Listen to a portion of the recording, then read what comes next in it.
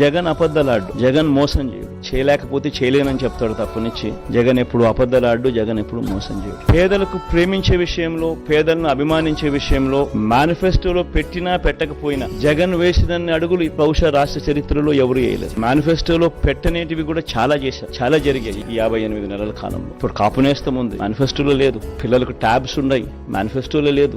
EBC నేస్తం ఉంది, మేనిఫెస్టోలో లేదు. ఆరోగ్యశ్రీ 25 లక్షలకు పెంచడం మేనిఫెస్టోలో లేదు. పిల్లలకు విద్యా కానుక మేనిఫెస్టోలో లేదు. పిల్లలకు గోరుముద్ద మేనిఫెస్టోలో లేదు. 31 లక్షల ఇళ్ల పట్టాలు మేనిఫెస్టోలో లేవు.